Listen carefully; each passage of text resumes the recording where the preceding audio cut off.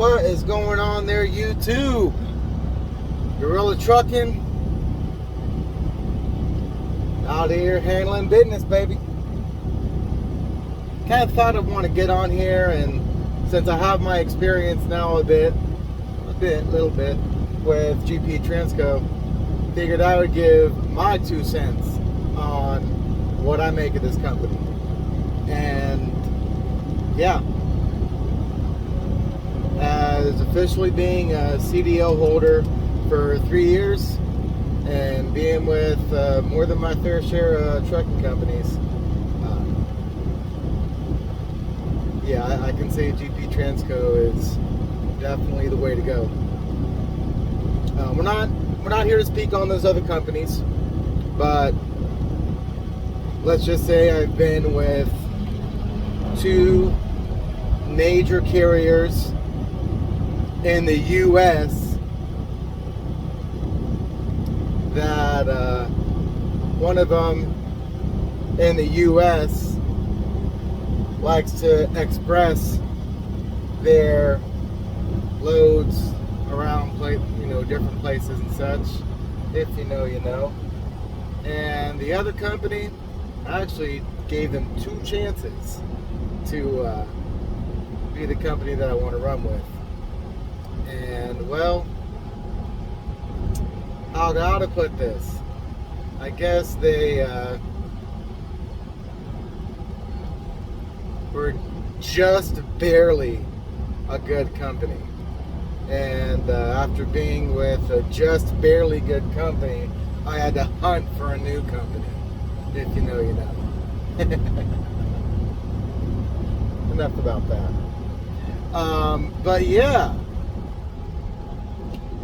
I will say, first off, the pay that, I'm not going to sit here and quote, numbers. I'm not in recruiting. I don't know what they're currently doing, but I can say based off of the metrics when I was coming over, based off of my relative experience level and what other companies were paying for doing OTR, which, if you're going to sign on with GP, you can pretty well bank on you're going to be gone at least 2 weeks out at a time.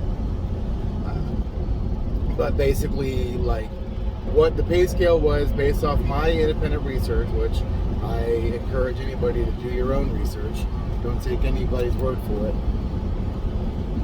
They were on par as far as the mileage rate.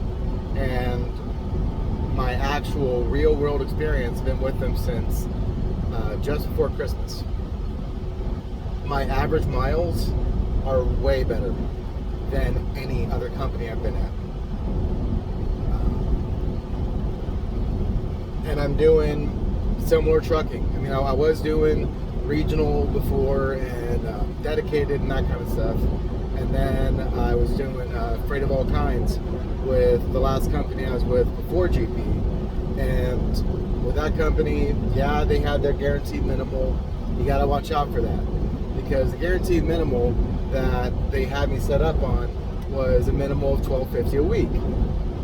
Not hateful, and there's gassing me up oh yeah, we don't want you just to be making the bare minimal. We want to pay you more than that. All right, cool. Yeah, I'm here for that. I like driving. It's fun, but I'm not here for fun. I'm here for fun. You feel me? But yeah, man. There was $12.50 some weeks, $12.80 other weeks, $12.90. I think one time they got me over $1,400. And man, was there some headaches and a lot of nonsense with very inefficient dispatching. And that was a real big pain point for me. And I would try to solve it with upper management, and even talk to the not the CEO directly, but the brother of the CEO. And all the legit issues that I had that I knew were legitimate issues that needed to be solved, they tried to flip it and pin it on me. And yet, if there was an issue I had, they want to blow it out of proportion. That kind of silly stuff that unfortunately you see a lot, not just in the trucking industry, but in corporate America in general. mean, I've been working since I was 15 years old, so, you know, I'm pretty schooled to the game as far as that goes. But yeah, in my time over here at GP, absolutely none of that. Everybody that I've come in contact with, from your maintenance folks, keeping these trucks running right, the way they handle maintenance, they don't play games. If you're out in the field, you need to get something done, then you go out and you get it taken care of. You know, a lot of these companies like to kind of try and sweep the issue under the rug to create a bigger issue. They don't play those games over here. So maintenance, super tight. The headquarters out there in Joliet, damn near a brand new building. Dude. I think I posted a video of giving a tour when I first come on here. Next time I get to headquarters, I'm definitely gonna do an updated video for sure. But yeah, man, easily some of the best facilities I've encountered. Fantastic, fantastic, beautiful facility. You do get to have some, you know, spur of the moment, you know, interactions with some of the office staff in like the different common areas, and everybody in the office is playing their position. You know, I got a real eye for talent, I feel, and I'm really good at sussing out vibes and whatnot, and detecting no signs of weakness. It's a good thing. They got some really nice motor cars. You know, you get your truck parked, you're there for a reset, there for a 10-hour whatever. You know, check out one of their little loaner cars. Go handle some business around Joliet. Do what you need to do. Get supplies, get a bite to eat, you know, whatever. It's good stuff. It's good stuff. So you got a solid headquarters with the half-court basketball and a real nice weight room with light fitness equipment, and yeah, weight room's banging.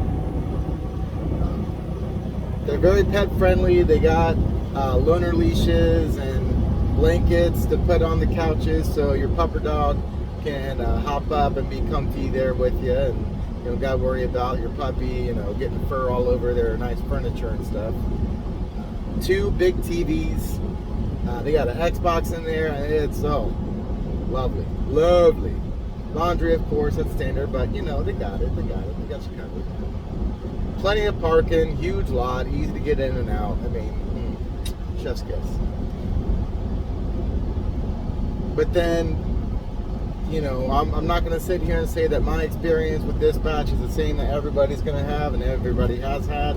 But all I know is my dispatcher that they done hooked me up with is amazing. Absolutely solid. Best dispatcher I've had in my trucking career. And I mean, just the biggest thing is, as long as you are flexible and you're willing to do what a trucker's supposed to do, you know, get the job done and do it, you know, you're putting in your job to the utmost of your abilities, and you're running efficiently, and you're not out here to play no games, they're not going to play no games with you, and they're going to do everything to the utmost of their abilities. Communication. You got to communicate. Keep everybody on the same page. The biggest thing that I have found working with this company is, even though I'm out here and it's just me out here in the truck, I feel confident that I have an entire team behind me. And as long as I'm communicating with my dispatcher and I'm letting them know, you know, when I'm going to be there, and if something does come up that throws off the game plan a little bit, I know that while I'm working, he's working. And I've had issues in the past with other companies where I'd be done with the load and have to wait like 20, 30 minutes, sometimes even up to an hour, to try and figure out where my next load is. And can only go to certain fuel locations that they say I can go to. That's something else here. As long as you go into a pilot, you're good. Go to any pilot you want to. Now, if you're in a situation where you need to go to like a TA or a LUV or something, and your fuel's a little low, and you need to get to your next pilot, you know, you can do that. You know, you can get you like 50, 60 gallons and get you going. But just to be able to have that flexibility with trip planning and knowing that no matter where I'm going, I can hit a pilot. And if I'm going someplace that's kind of funky, like parts of Iowa, pilots are spaced pretty few and far between. I know that, okay, I just need to make sure that I fill it up here or fill it out there in Cedar Falls or something, you know, and get it taken care of. I've only got to stretch that. You know, the way I run my program is I try and run at least 10 hours of my clock, and my goal is I try to cover at least 600 miles a day. Now, granted, you know, with the freight market and a bunch of other variables, you know, that's not always going to be possible, but rarely have I ever had an issue where I wasn't getting miles and it was something that GP was directly responsible for. Matter of fact, I can't think of any time that's happened, to be honest. The only time my miles got messed up for the week was, you know, the usual stuff that's going to come up trucking. You know, your various weather-related issues, shippers being goofy, receivers being goofy, you know, the typical goofiness that can transpire with all that. Breakdowns, you know, that's going to happen. But being a company guy, they take care of your layovers. They take care of your breakdown pay. You know, I think there's only been maybe once or twice since I started in December that they had to make up on my paycheck sum to pay me the minimum. You know, it's... I really can't think of anything to, you know, much more to ask for as far as that goes. You know, I got this nice little 2020 Freightliner Cascadia. I'm looking forward to the 2022. I was kind of hoping I'd get that, but, you know, it is what it is. I mean, there's been the chip shortage and vehicles and all that. I mean, shoot, Koenigsegg, just to maintain their like deliveries and whatnot with those expensive exotic Koenigsegg cars, they had to take off the digital dashboard and put in a regular like manual odometer or whatever. Like, that's crazy. That's crazy. But I mean, I think I got this bad boy around 240, give or take, something like that. And currently I got like 262,000 miles on this Freightliner. Even trucking any time at all, 260, woo, that's a baby. This thing's just now broken in, what you mean? They got a refrigerator already installed and a nice one too. This is the biggest refrigerator I've had installed so far. It's not the small one that comes from the factory. It's actually a separate Magic Chef refrigerator or whatever. It's nice. And you get microwave pre-installed. You ain't got to pay for that. That's sick. I've never had, with any of the companies I've been with so far, both a microwave and a decent fridge. That's huge. You have the underbed storage on these Freightliners, and you know it's got the double bunk.